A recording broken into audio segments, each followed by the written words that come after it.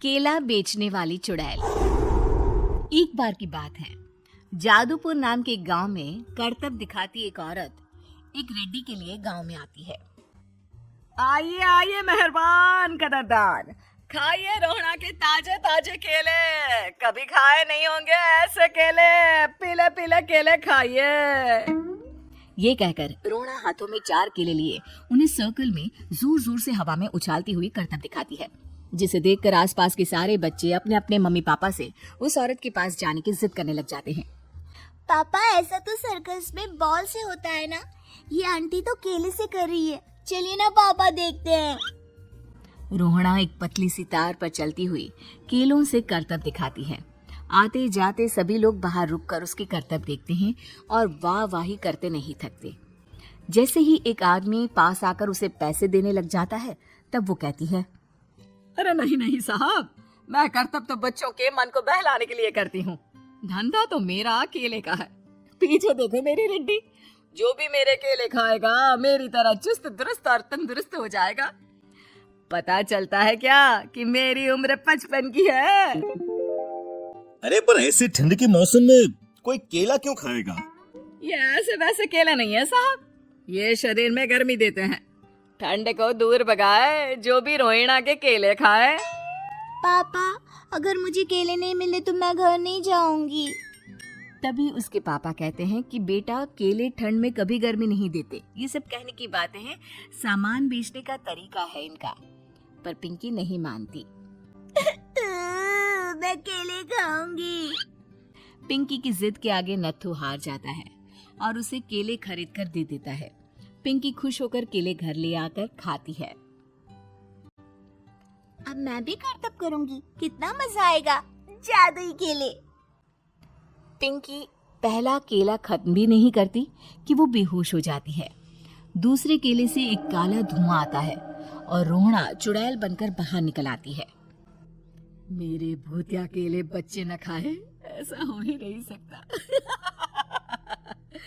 जादूपुर वालों, कब तक बचोगे? आ गई हूँ मैं रोहना, जिसका कोई नहीं कर सकता सामना। रोहना पिंकी को गोद में उठाकर काले धुएं में कहीं गायब हो जाती है। शाम के वक्त नत्थू घर लौटता है और पिंकी को घर में ना पाकर उसकी माँ से कहता है,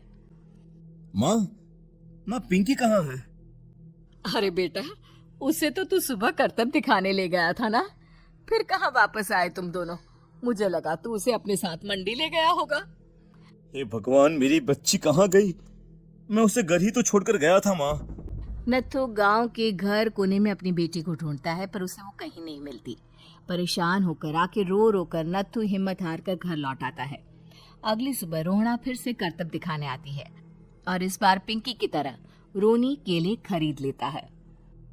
50 रुपए दिए थे पापा ने, सारे पैसों की मैंने केले खरीद लिए हैं। अब मैं भी आंटी की तरह ही करतबबाज बन जाऊंगा।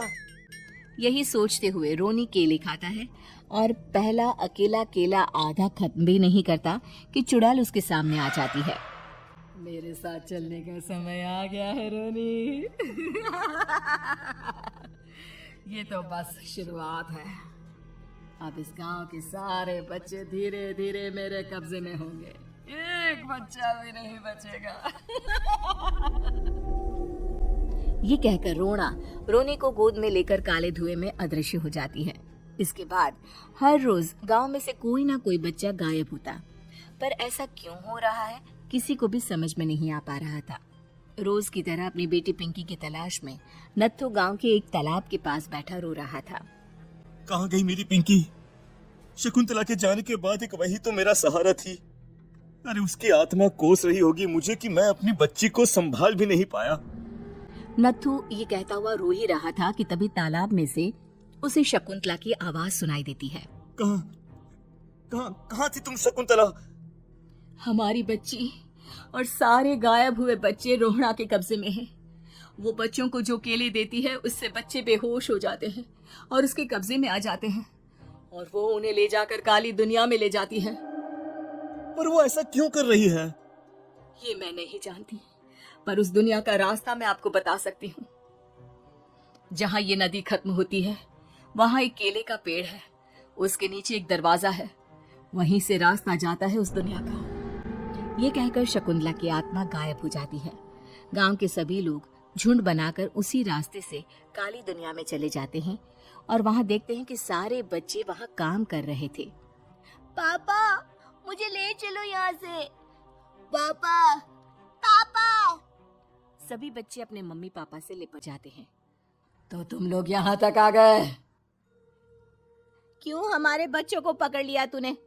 तुझे शिकारी बनाना है तो ले, हम सब आ गए हैं, हमें खा ले।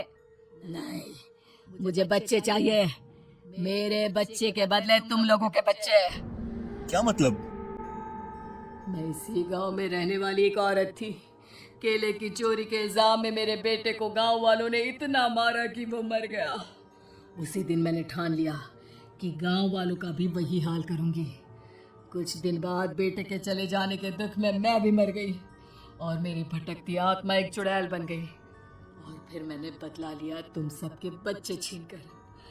बर्दाश्त नहीं कर पाए ना। सोचो मुझ पर क्या बीती होगी। हमें माफ कर दो रोना। पता नहीं है किसकी गलती थी, पर हम सभी माफी मांगते हैं। हमारी खुशियां लौटा दो, तुम भी तो एक माँ हो। गांव वालों की बात सुनकर रोना का मन पिघल जाता है और वो बच्चों को छोड़ देती है। उसके बाद काली दुनिया बच्चों के लिए जादुई दुनिया बन जाती है। अब कोई भी कभी भी वहां आ जा सकता था।